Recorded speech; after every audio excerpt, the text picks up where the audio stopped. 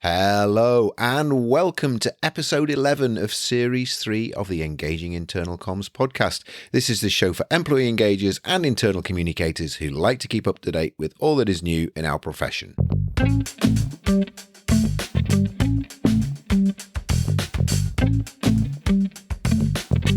My name's Craig Smith from the Big Picture People. First of all, I'd like to say thank you to everyone who's contacted us to ask if they may be able to be an interviewee on the show. It's always great when we get people coming forward asking if they can share their expertise and their knowledge. We do take them seriously and we do consider them.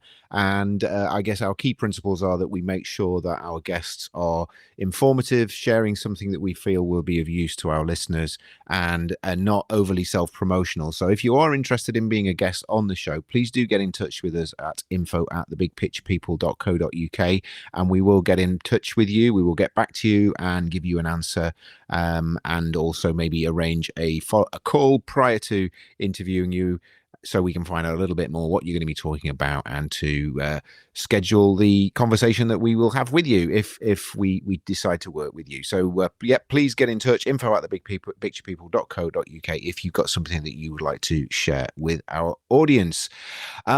So just coming up in the next episode on the 21st of the month, on 21st of June, it's actually our anniversary episode. So it'll be 2 years since we launched the podcast back in June 2020 in the midst of the pandemic. So 2 years on, we're still going strong and got lots of great interviews lined up for you in the near future to be listening to. Our guest on the next show will be Faye Griesen from Changing Lives, which is a charity, and Faye is going to be telling us all about how they've used IC to clarify roles and responsibilities within their organisation, which, as I say, is a charity, which is a fascinating story, a great organisation doing some really amazing things. Then the episode after that, and in the beginning of July, on the 5th of July, the episode that follows that is a fantastic interview I had with a gentleman called Adam Collins. Adam has his own podcast and is a passionate board gamer, and he was telling me all about how he is using board games, commercial board games, in his organization to connect people together and help them feel more engaged. We make bespoke board games for organizations. That's part of the services that we provide. If they're looking to communicate something, we can help them create a board game for themselves, for their organization, that will help them to do that. But Adam is doing some amazing work just with normal commercial board games. So the things you can buy in your local store or your local shop, and he's using that to connect people together and help people feel more of a sense of belonging and more understanding and mutual respect between team members. So really great conversation. That's going out on the 5th of July. Between now and the next few episodes, got a couple of our events coming up. We've got a couple of free webinars coming up. One on the 16th of June, which is all about helping your that's the second. That's the second one I'll mention in a minute. The first one, which is on the 16th of June, which is transforming health and safety communication and training. So you may not work in health and safety yourself, but you may have colleagues who do so. We're running a free webinar which will help you understand how you can make that a lot more interesting, a lot more exciting, and a lot more engaging. That's at 3 p.m. UK time on the 16th of June, and I'll tell you where you can book up for both of these webinars in a moment. The second webinar, which we're running the week later on the 23rd of June, again at 3 p.m. in the afternoon, is about helping your employees understand your organization's big picture. So that's all about how we can help our employees to understand our vision, our values, our mission, our purpose, all of these things that are really important and our senior managers tend to have in their heads, but how do we get that into the heads and hearts of our employees as well? So that's another free webinar we're running on the 23rd of June. For both of those, if you head across to our website, thebigpicturepeople.co.uk, and on the events tab, on the menu, if you go to events, if you click on that, you'll see both events listed. They're in a slightly different format. We're just in the process of changing over the way we list our events, but it should be fairly clear how you book if you're interested in that. They're both totally free, easy to book up there and to reserve your space. Then the week after that, I think it's the week after that, or a week or two after that, we are involved at the IOIC's festival, so the Institute of Internal Communications Festival. I'm presenting with one of our clients about gamification of management communications. That's on the 5th of July. July. It's a 2-day conference on the 5th and 6th of July in Nottingham in the UK. If you're interested in that, head across to the IOIC's website, the Institute of Internal Communications, and you'll see the festival listed on there. 5th and 6th of July, going to be an amazing event. Lots of great speakers, great presentations, lots of interactive sessions as well. Great opportunity to network, learn from your peers, your colleagues, and finally get together face to face with each other, which is, I think, is long overdue. So that's all we've got for this episode, other than today's interview, which I will let you listen to now. It's long been known that the use of emotion in communication is a very powerful device. It's not always been used to the best ends, and we have a history of people who've used emotion to manipulate people. But actually, what we need to recognize is that emotion in communications is a really, really powerful way of getting our messages across, and used appropriately can be highly effective. Now, what's happening when people are using emotion is that we're using something called neuroscience. I'm sure you've probably heard of neuroscience. It's the science of the brain and the activity within the brain. But how can internal communicators use neuroscience principles to make their communications more effective and to get through to more of their audience, and also, most importantly, for those messages to actually make a meaningful impact on people's behavior? So I wanted to explore this, and I found today's guest through a shared contact in Southeast Asia. And what we're going to be looking at in today's interview is this whole principle of organizational use of neuroscience and how we can use it, but also how we need to be mindful of it in the communications that we are putting out. We sometimes inadvertently give messages, or we can inadvertently create damage to people through the communications that we send out. And we can also sometimes alienate people by using language or channels that aren't always the most appropriate for the communications that we are using and that we are deploying. So that's what we're going to be looking at. And there's also a really interesting little conversation that we had at the end of the interview, which I think you'll also be interested in, and it is linked to the overall topic of neuroscience in communication, which is the fact that should we as internal communicators be worried about artificial intelligence and whether that can replace us? We may never have even thought that would be a possibility. Yes, artificial intelligence can replace more menial, more routine tasks, but could artificial intelligence replace the work that we do as internal communicators? And we asked that question at the end of the interview. So I think you'll find that quite an interesting conversation that we had, and it does link to the topic of neuroscience as well. So I hope you enjoy the interview in today's episode. Here we go. My interviewee today is Dr. Laura McHale. Laura is a leadership psychologist and executive coach specializing in the application of neuroscience to communication. Laura is a university lecturer, expert facilitator, and speaker. Through her firm, Conduit Consultants, Laura specializes in helping individuals and organizations increase performance, reduce stress, boost engagement, and make the work a more meaningful and fulfilling experience. Laura has published her book, Neuroscience for Organizational Communication, a guide for communicators and leaders. And Laura is also a 15-year veteran of the financial service industry at organizations like Deutsche Bank and UBS, where she specialized in executive speech writing, strategic corporate communications, and change management. In 2015, PR Week recognized Laura as one of the top communications practitioners in Asia. Hello, Laura. How are you? Hello. It's wonderful to be here. I'm doing great. Thanks. Fantastic. And you are in Hong Kong, so you're on the other side of the world from where I am. Indeed. Fantastic. Please, so tell us a little bit more about how you've ended up working in Hong Kong, and what you're doing out there at the moment, what your work involves at the moment. Sure. No, always happy to talk about how I landed in Hong Kong. I've been here for about 12 years now, which has gone incredibly quickly. I was transferred here for work. At that time, I was working for Deutsche Bank, doing internal communications. I'd been based in New York for a number of years, and they basically asked if I was interested in heading up internal communications for the Asia Pacific region. And I jumped at the opportunity, and I have been in Hong Kong ever since. Fantastic. And obviously now your work is through your own business. What are you doing now? Give us an idea of some of the clients you're working with and the type of work that you're doing at the moment, please, Laura. I'm engaged in a lot of areas. I basically decided I was had this long career in corporate comms, and I really enjoyed it. But I decided that I wanted to go a little bit deeper in terms of trying to understand human behavior and what it's all about. What happens when we get to work? How does human behavior change? I felt like so much of the work that I was doing, particularly in internal communications as well as executive communications, was trying to use communications to help people make better decisions, whether Mm, they're employees making decisions at work or whether clients making better decisions in terms of how they engage with service providers, et cetera. And I'd always thought about going back to school for a doctorate, but mm, I really started thinking about it in earnest several years back. I found a program in leadership psychology, which is very much an emerging multidisciplinary field.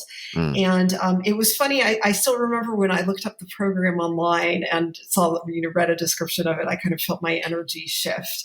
And I knew I was kind of onto something significant. I graduated, I completed my doctorate in 2019, and Mm. I started my own firm. And basically, I do a little bit of a few different things. I do a bit of executive coaching, both one on one and leadership teams. I also do leadership team development. And I do psychometric assessments and a lot of debriefs around various assessments. I Okay. do a lot of workshops and seminars on topics, ranging from collaboration to creativity and innovation to diversity and inclusion. And last but certainly not least, I do training in neuroscience for corporate communicators and Ah, leaders. fantastic.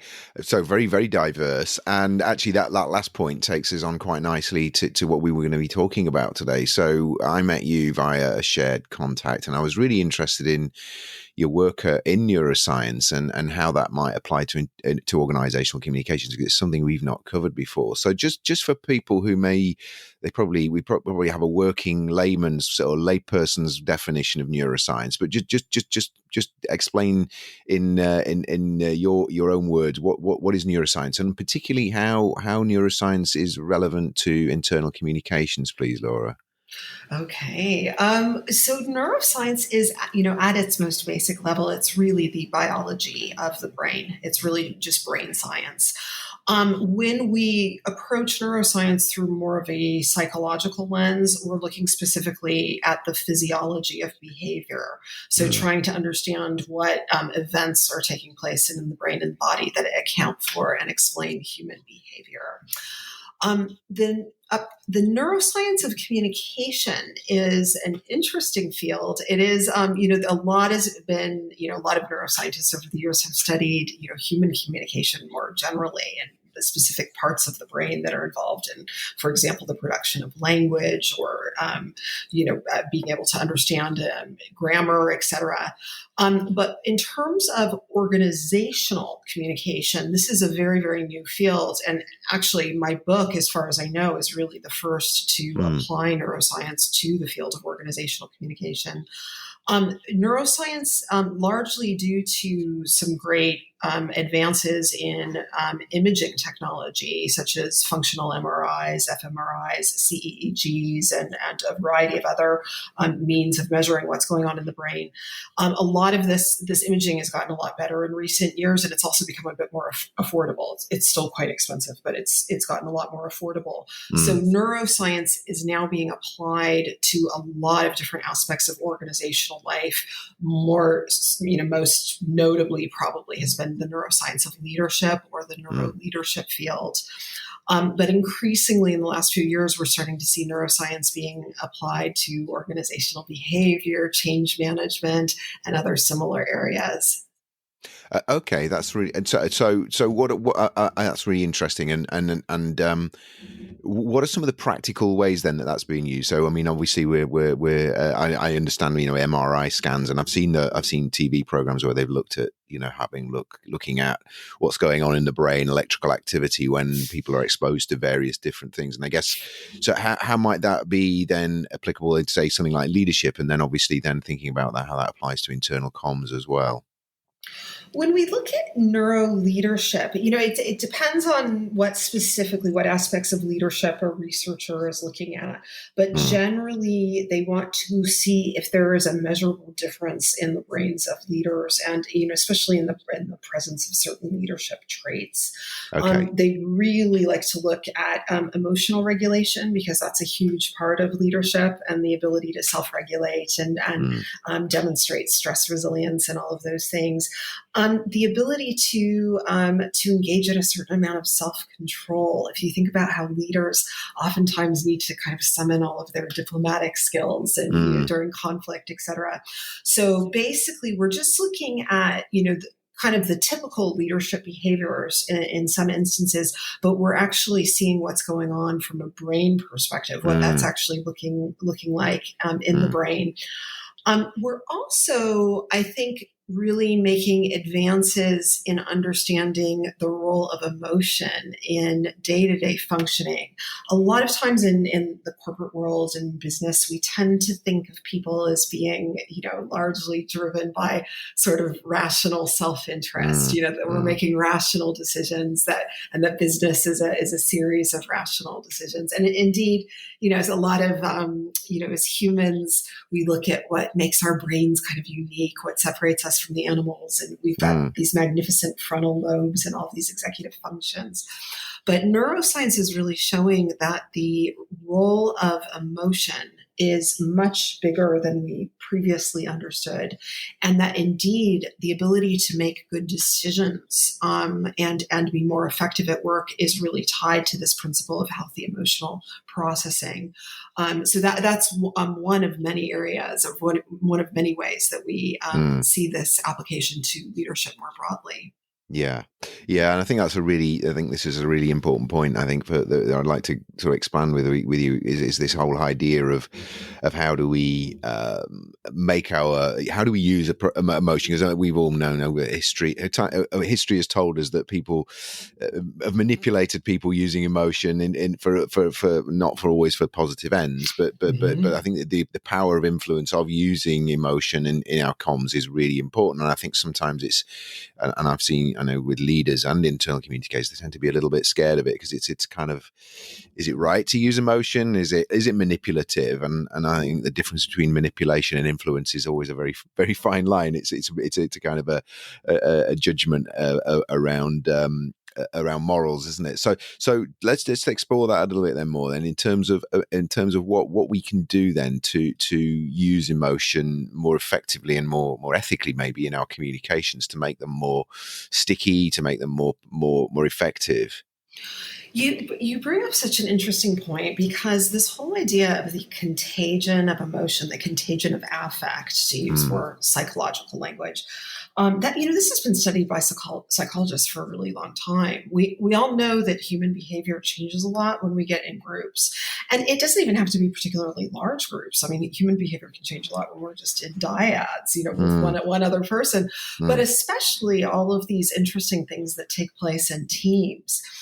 The study of teams from a psychology perspective really got going after the Second World War, and actually in the UK, with a British psychologist or psychiatrist named Wilfred Bion, started working with soldiers who were returning from overseas, many of whom were afflicted with what was known at the time as shell shock, that we now yeah. recognize as PTSD. There were far more soldiers than there were doctors available to treat them. So Bion started experimenting with group therapy. It wasn't actually so much of like having everybody in the group in the therapeutic relationship. It was he would do therapy with one soldier, but have a group of soldiers observing it. But he noticed right away while he was doing this that behavior started to change, and sometimes change in really unpredictable ways. The room could take a really strange turn pretty suddenly. And that led to the birth of this field of psychology that's largely known as systems theory, but it's what happens to us, how emotions do become contagious, and how human behavior changes. The great thing about neuroscience is it's really giving a kind of biological explanation for what's happening. We previously studied the phenomenon; we knew it was there, but actually seeing what can happen from a brain perspective is really, really illuminating and very interesting. And you're quite right, Craig, that it's not all used for evil. It doesn't have to be a Vladimir Putin-esque appeal to nationalism, for example. There actually are, many, many examples of leaders that we find in organizations and maybe in the world more broadly as incredibly inspirational, that make us want to be part of a movement, that make us want to be part of a group, a joined endeavor. And so much so that we may be willing to make sacrifices in order to do that. We all have that, when we've had that feeling at work, it's a really wonderful thing when we feel like we're part of a team and that we're really contributing towards something that's really exciting and that's bigger than what we would be able to accomplish alone. So that ability to kind of, zero in on what's actually happening from a brain and body perspective is very important. I also, too, something I talk about in the book, and you and I talked a little bit about in our initial conversations, is that work is just incredibly stressful, and it's gotten more so, and especially with obviously with a lot of the electronic mediums of communication that don't seem to be helping things, of having email and having access to people outside of the normal work hours and on weekends, et cetera. The amount of information overload that modern employees are having to reckon with is really staggering, and as is just the sheer amount of stress. When we understand from a neuroscience perspective what that amount of stress does from a brain perspective, but also from a body perspective, because stress is a full body reaction, it is entirely a physiological reaction. We start to understand that all is not well in modern organizations. People are definitely under too much pressure and stress, and it's being reflected in the way that their bodies and their brains are showing up to work. And from a neuroscience perspective, then, I mean, what, and I agree with you, totally agree with you that I know we talk about this. We run some webinars and we talk about this quite a lot. This idea of it's like a bit of a perfect storm that more and more people now can publish and write things and are able to broadcast their ideas to more and more people. But we're becoming more and more kind of desensitized and immune to this stuff, and it's kind of, and then there's always the guilt factor associated with all this stuff that I should be reading that I just haven't got time to do. So from a neuroscience based perspective, what are some of the things that you think organizations could start to do in order to maximize the benefits of using neuroscience, and also minimizing some of the downsides in terms of all the things you were just talking about there in terms of overload and maybe not using the most effective way of communicating directly to people? It's a great question, and I think that there are a lot of things that can be done. Not all of them are necessarily easy or painless fixes. One that I talk about quite a bit in the book is the current over-reliance that we have on electronic communication, especially email is really the biggest offender there. Email behavior is very interesting. We've been studying it for as long as emails have been around. We've noticed in psychology that their emails often can inspire sort of disproportionate emotional reactions from people. We've all had the experience of getting an email that kind of gets on our nerves or gets us a little unhappy or upset. emails can do that really easily. And this is a kind of known phenomenon. We've also got with electronic communication more generally, we have a little bit of what is known as toxic online disinhibition. So particularly when we are interacting with people without actually seeing their faces or making eye contact with them, it tends to lead to a lot of disinhibited behavior that may be much more aggressive than would normally appear in kind of, day-to-day communication and interaction. But even, taking it down a notch or two, this email problem is really remaining. And there's, people have sort of lost their netiquette too. And a lot of organizations, people, just, even the basic niceties such as please and thank you.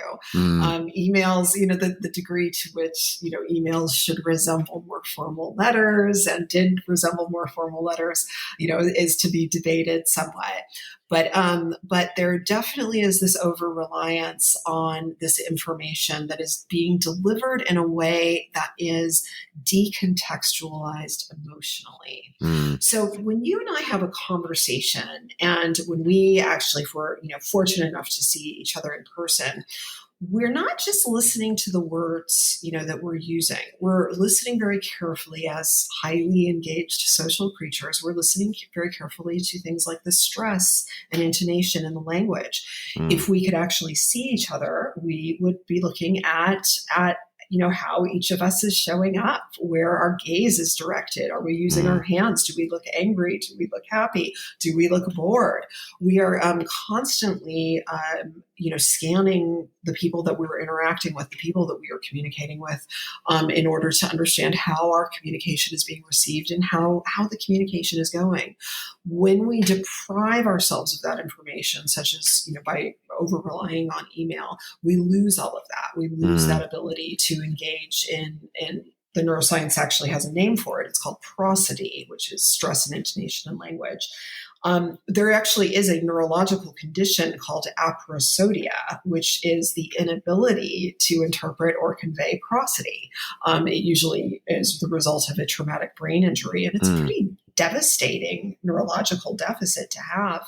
If you think about somebody who's unable to hear the difference between sarcasm and sincerity in language, that is an example of aprosodia.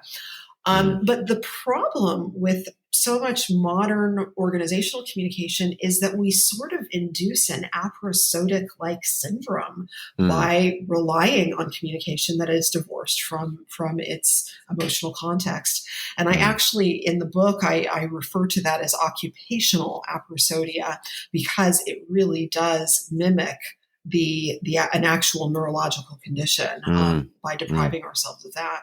Okay. The cure for this aprosodia is porosity. It's actually re-imbuing emotion and emotional context in communications. And I think a really great way of doing that is now very much being used in a lot of organizations is through video. So instead of sending email, sending a short 2-minute video from a group's leaders, rather than the all staff email. That way you can see the person, you can hear their voice, you can see, kind of how they're showing up, even if the video is just one way, that you're just watching an image of that. It does bring a certain level of warmth and humanity back into the communication, and can actually go a long way toward calming the brain. Yeah, that's really interesting. And I guess that applies, that phenomena that you just explained there, this applies to any asynchronous text-based communication. So it's not just email, I guess, instant messenger, Teams, people using Teams now for collaborative workspaces and exchanging text messages, not SMS messages, but messages within that platform. I guess that applies to any of those different media, or is it more specifically to email? Definitely. The emails at work, I think, are a little different than text messages. They don't have to be. Text messages can be even more abrupt and curt. We've all had that. But text messages tend to be quite rich in emojis. And, emojis are now getting studied in the literature. And actually, the feedback on emojis has been really great, because it actually really does help set emotional context. Emojis, the degree to which emojis may may or may not be appropriate for a work environment, I think are still yet to be decided. It probably depends on the work environment and its degree of formality. But those are ways that even for an electronic medium, that a little bit more emotional context can be conveyed, and that ultimately is very useful.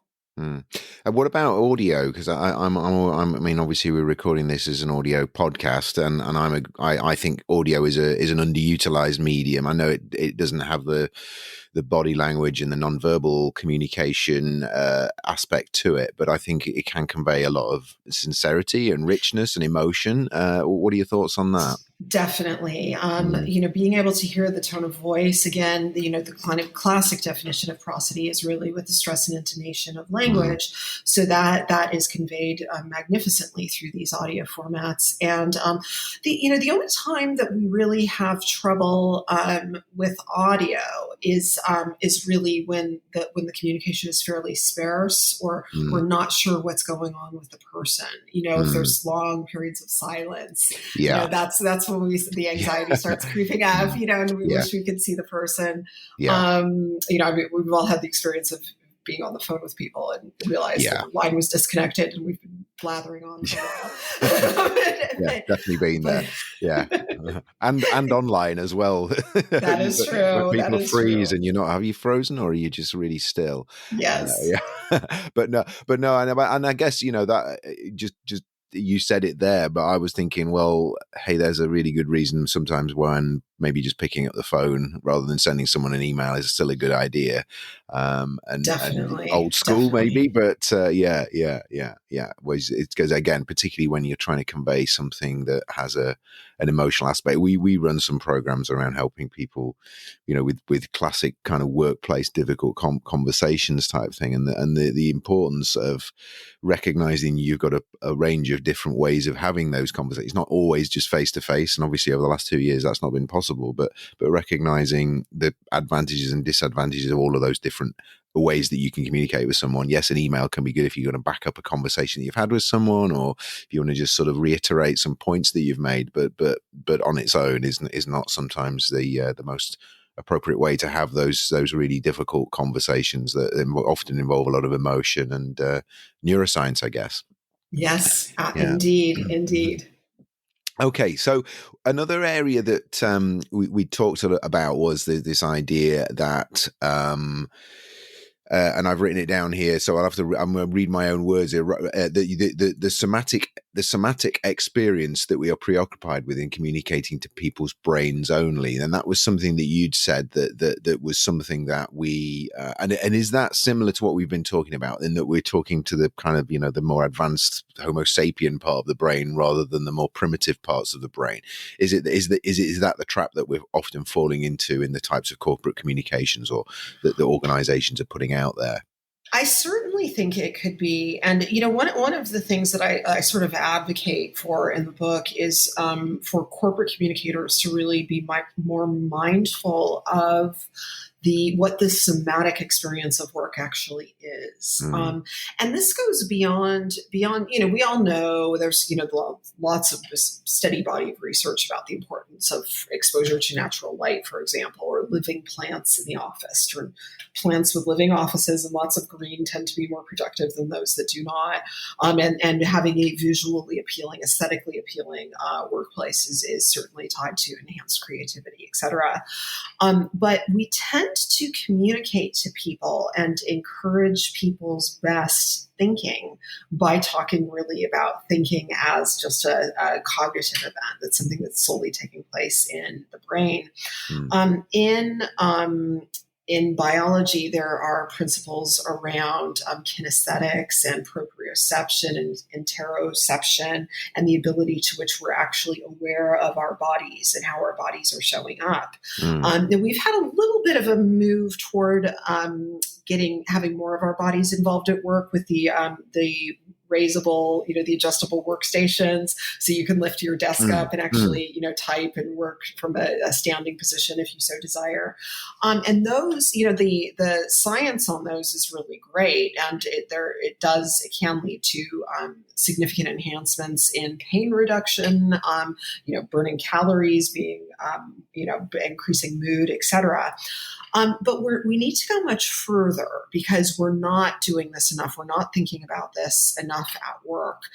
Even just having a team meeting while getting everybody active, actually being on your feet leads to better stress management and better conflict resolution than actually being seated. So if it's a tense moment with a team, actually taking it outside, going for a quick walk with the team, etc., could actually be a really helpful, in the toolkit around conflict reduction. It could actually be something that's really helpful. But we tend to communicate as if we're just communicating to people's brains, but they bring their bodies to work, and their bodies oftentimes have a lot of pain, a lot of low-level pain that we either push out or we don't really deal with directly. And, we need to start recognizing that whole human beings are showing up to work, and we can't kind of cut off parts of our bodies because it's not healthy for us, and it actually leads to more stilted thinking. When we're more integrated with our bodies, we're actually much more productive. So this is something that's really important. Again, also recognizing stress and the role of stress. Now, stress in and of itself is not necessarily a bad thing. We all need some stress in order to perform better, and also to keep us from lapsing into apathy. It's sort of like exercising a muscle. Only by stressing it do you actually become stronger. So we all need a certain degree of stress. The problem is the amounts of stress that people are under in modern organizations has just gotten completely out of hand, and people really never have the chance to really calm down, especially with the constantly wired and constantly connected to the office, even when you're on vacation, etc. So recognizing that stress is a full body event. It is not just an event for the brain. It takes a toll on the body. This is really important for communicators to bear in mind as these bodies are showing up that are in a very stressed state, as well as the brains. And this may be linked, but I'm just one of the other things we talked about when we originally spoken was this idea that work is an emotional experience, as we've established, and that we experience these things called emotional micro injuries. And I think you talk about this in the book. To tell us a little bit more what we mean by emotional micro injuries, and what do we need to be mindful of, and how do we help heal those micro injuries? These are really, well, we experience, micro and macro level events and work all the time, but work involves a lot of psychological injury in general. Even phenomenon that may not even be that big in the grand scheme of our lives, if we're reflecting on our long careers, may not make much of an impact in retrospect, but at the time that they happen can be quite devastating. And these are very common phenomenon. They can include things like not getting a promotion that we thought we deserved, or how our relationship with our boss is going. These things tend to, having an intense conflict with a coworker. These things can actually cause enormous amounts of stress and an enormous amount of pain. And when those pain areas in the brain are going off, we are not going to be able to operate at our best. So there is a lot of psychological injury that comes from work, and that is one of the reasons that we need to focus more on creating emotionally healthy workplaces where the experiences around some of these adverse events are actually talked about, they're shared, they're socialized, that people are not experiencing these feelings and sensations alone. I think, this is a case where tone at the top can be particularly important for, leaders to talk not just about their successes and how the organization has done well and their own personal success stories, but also talking about their own failures and the times that they've screwed up or times that they've dealt with some very difficult emotions. By doing that, leaders can signal to the rest of the organization that it's safe and to have these kinds of conversations. And that sense of psychological safety ultimately leads to better performance outcomes because people are more able to say when they think that something's wrong. Okay. No, that's really, really good. There was one other area I was going to talk to you about, and I think I'll cover this before we wrap up the kind of final any advice and sort of practical tips to people who are listening. But we were toying between two potential themes for this conversation, and we I think we stuck with the neuroscience. But there was one other thing we talked about, which may or may not be related to neuroscience. I'll let you make that connection if it's there. Which was this idea that AI, the artificial intelligence, could potentially replace internal communicators, and it's just so obviously relevant to our audience that I didn't want to kind of like cover it, and it probably wasn't in and of itself we could justify a separate interview. So I do want to talk about this, and then this is something that you talked about and I'd not heard about before. So I'm gonna hand over to you, Laura, to talk about. My question is: Will artificial intelligence replace professional internal communicators? Question mark. Please discuss. That is the question. One of the reasons that I wrote my book, I wrote the book for a few things were going on. One is there was a real gap in the literature that nobody was looking at the application of neuroscience specifically to corporate communication. But the second reason is that there is an enormous threat to the communications profession that most communication people, just like you said, Craig, are not aware of.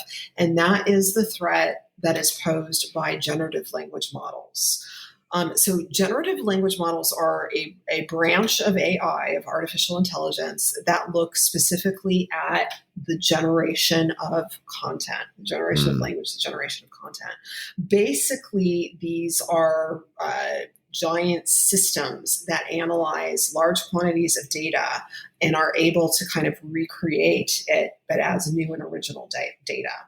One of the most famous examples at the moment, because it is so powerful, is a generative language model known as GPT-3 that was produced out of San Francisco by OpenAI.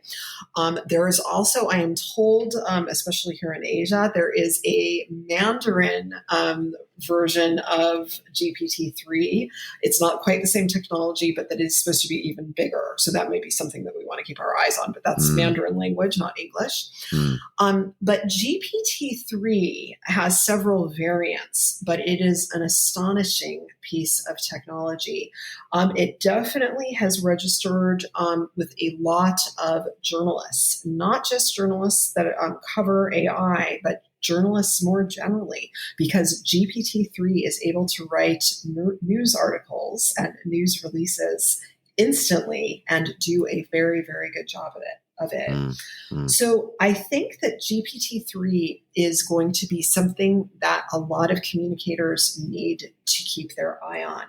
I don't see yet, it's still in the very early days of these generative language models, but I don't see yet that this is the kind of thing that, it's going to come knocking at the door tomorrow and you need to hand in your resignation slip because a machine is taking over your job.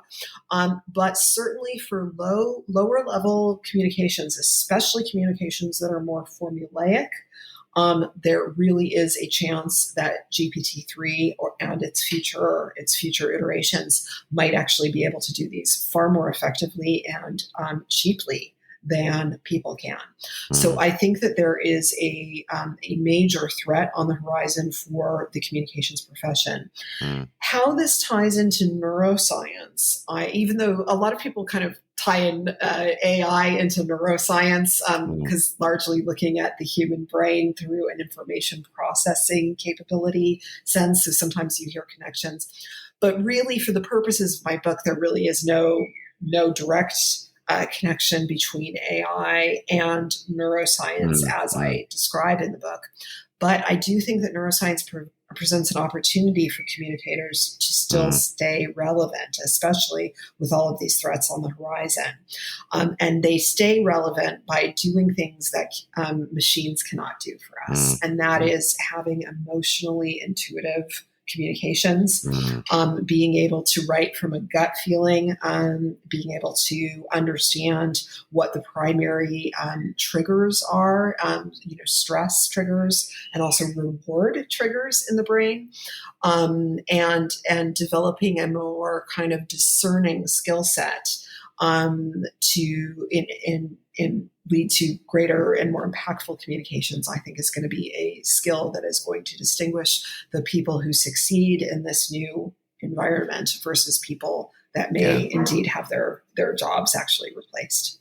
That's a really good connection. I like that. And I mean, that connects to a lot of things we talk about. We've spoken to previous interviewees about around, it's kind of decommoditizing what we do, isn't it? It's about really becoming trusted advisors. It's about becoming expert consultants within our organizations who are so much more than just a pair of hands. And I think it's all, AI obviously is more sophisticated than just something that, I don't know, just automates your payroll system or things like that. But ultimately we make ourselves invaluable by the things that computers will never be able to do, or will maybe not for a few hundred years anyway. That's famous. That's very prophetic, isn't it?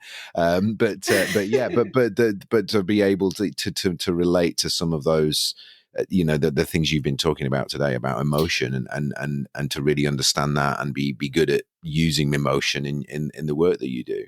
Definitely. I really cannot agree more. And, I think though too, there's also, it's not just neuroscience. I think that there are fields of behavioral inquiry that are really rich avenues for corporate communicators to explore in greater detail. I didn't realize till I was deep in my doctorate that I was really a behavioral scientist all along. If you think about every time as a communicator, especially an internal communicator, every time you do an employee survey, you're actually doing quantitative and qualitative research, and there's a whole field of knowledge that can be drawn on. And I think one mistake that some communicators make is sometimes being a little too insular and really looking only in the communications field, when we need to have a much more expansive view of what the kind of information that's out there that we can draw from to make communications richer, and in order to achieve that dream of becoming trusted advisors to the leaders that we work with. Yeah, again, I agree. I think it's like really looking at the whole not just from a competency model framework, but looking at it from a basis of what do I need to know and be good at in order to be able to do my job well. And we've talked about similar things around change. We internal communicators need to really understand the psychology of change and organizational change, because often that's what they're helping the organization to do. That's that one of the it's not in the job description that you're an organizational transformation consultant, but you are, because that's a key part of any transformation is communication, isn't it? And I think it's really reframing what my role is, and not just it's a little bit like personnel and human resources business partners. The difference between the two is not just the name. It's a very different frame of what that role involves and the value to the organization. And I think internal communicators,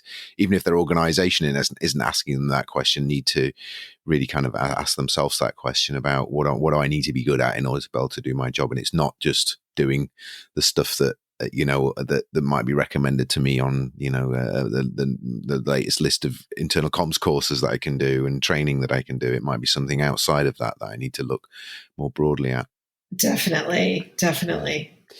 Well, look, that has been really, really interesting, and I think for me, what I've taken from that, it's almost validated stuff. I've always been a really passionate believer that I don't know whether you're familiar with the work of John Cotter, but he always says that rational and analytical thinking is important part of change, but actually human beings only ever change their behavior when they see and feel something, and that emotional connection. And Simon Sinek talks about it, and it's kind of adding the science, the rigor to the science behind all of those things that I've kind of always believed in, and not known whether there's any justifiable reason for it or whether it's just my own preference. So the neuroscience is bearing it out. Yes. And I'm very familiar with Cotter as well as Simon Sinek. I'm a huge fan. Yeah. And it's the beauty. It's one of the coolest parts of neuroscience, or all of these things that we've long believed about human behavior and observed in human behavior, but finding a biological basis and actually seeing the changes in the brain